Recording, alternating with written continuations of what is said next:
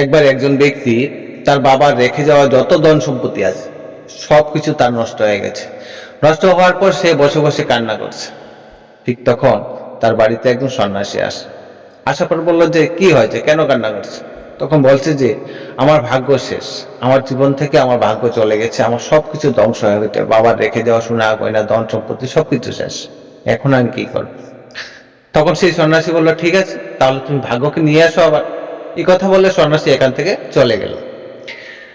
এবার লোকটা যখন রাতে ঘুমালো তখন স্বপ্নে দেখলো যে ভাগ্য কোনো একটা পাহাড়ের উপর বসে আছে। লোকটা ভাবলো ঠিক আছে, তাহলে সকালে আমি যাব এবং ভাগ্যকে নিয়ে আসবো। লোকটা সকালে রেডি হলো এবং ভাগ্যকে নিয়ে আসার জন্য চলতে থাকলেন। যখন একটা জঙ্গলের কাছাকাছি গেল তখন দেখতে পেলো একটা ভাগ। লোকটা ভাগটাকে দেখে ভয়ে সাইড দিয়ে যাওয়ার চেষ্টা করেছিল। ভাগটা লোকটাকে দেখে বলছে কোথায় যাচ্ছ, এইদিকে আসো, আমি তোমাকে খাবো না, আমি অসুস্থ, আমি জায়গা থেকে লড়তে পারি। তো লোকটা ভাগটা কাছে গেল, যার পর বললো যে কোথায় যাচ্ছ? তখন বললো যে আমার ভাগ্য চলে গেছে, ভাগ্য ওই পাহাড়ের উপর আছে, আমি সেই ভাগ্যকে নিয়ে আসবো।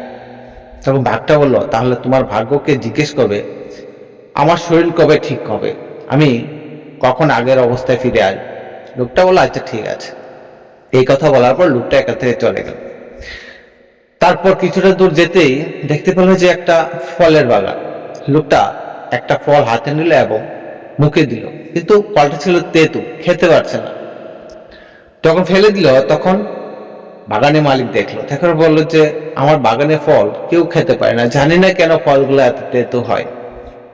তারপর জিজ্ঞেস করলো তুমি কোথায় যাচ্ছ? বলে যে আমি যাচ্ছি ভাগ্যকে আনতে, আমার জীবনে সবকিছু খারাপ চলছে আর ভাগ্য ওই পাহাড়ের উপর আছে, আমি সেই ভাগ্যকে নিয়ে আসব। তখন লোকটা বলল যে তাহলে ভাগ্যকে জিজ্ঞেস করবে যে আমার এই অবস্থা কেন, কেন আমার ফলগুলো নষ্ট হচ্ছে, কি করলে ফলগুলো আবার মিষ্টি হবে? লোকটা বললো আচ্ছা ঠিক আছে। এই কথা বলে এখান থেকে চলে গেল। কিছুটা দূর যেতে দেখতে পেলো যে অনেক বড় একটা মহল। সেই মহলে একটা কন্যা আছে, সুন্দরী কন্যা। সুন্দরী কন্যা যখন লোকটাকে দেখতে পেলো তখন জিজ্ঞেস করলো কোথায় যাচ্ছে? বললো যে আমি ভাগ্যের সঙ্গে দেখা করতে যাচ্ছি। তখন সেই মেয়েটা বলল যে তাহলে আমার কথা জিজ্ঞেস করে, আমার ধন সম্পত্তি মহল সবকিছু আছে, কিন্তু আমার মনে শান্তি কেন পাই না, আমি কি করলে শান্তি পাবো? লোকটা বললো আচ্ছা ঠিক আছে। এই কথা বলার পর চলতে থাকলো এবং একটা পাহাড়ের চূড়ায় উঠলো। সেখানে দেখতে পেলো যে সত্যি সত্যি ভাগ্য বসে আছে। তখন ভাগ্যকে জিজ্ঞেস করলো তারা তিনজনের কথা, মেয়েটা, কৃষক এবং সেই ভাগটার কথা জিজ্ঞেস করে। তখন ভাগ্যকে বললো যে আপনি আমার সঙ্গে চলুন, আমার জীবন থেকে সবকিছু চলে গেছে, আপনি আমার সঙ্গে গেলে তাহলে আমার জীবনটা আবার সুন্দর হবে। ভাগ্য বললো যে আমি তোমার সঙ্গে তো যেতে পারবো না, কিন্তু তোমার পেছনে পেছনে আমি নিশ্চয়ই থাকবো, পেছনে পেছনে আমি আসবো। লোকটা বললো ঠিক আছে।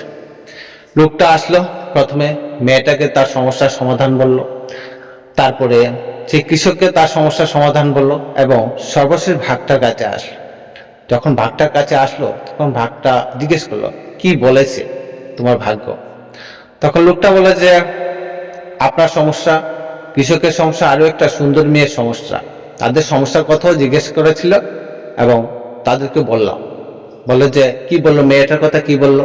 বলে যে মেয়েটাকে বলেছে সে যদি একটা তার পছন্দের মতো ছেলেকে বিয়ে করে তাহলে তার জীবনটা অনেক সুন্দর হবে।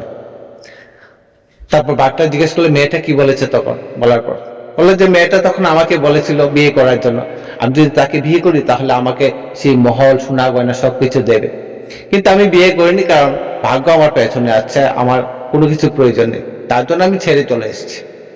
তারপর কৃষক কি বললো? বলে যে কৃষককে বলেছে সে যে জায়গা থেকে জল দেয় সেই জায়গাতে সোনা আছে মাটির নিচে। তো কৃষককে বলার পর কৃষক বলল যে তুমি একটু অপেক্ষা করো, আমি সোনাটা বের করে তোমাকে দিয়ে দেবো, তুমি সোনাটা নিয়ে যাবে আর আমি এখান থেকে জল আমার বাগানে দেব।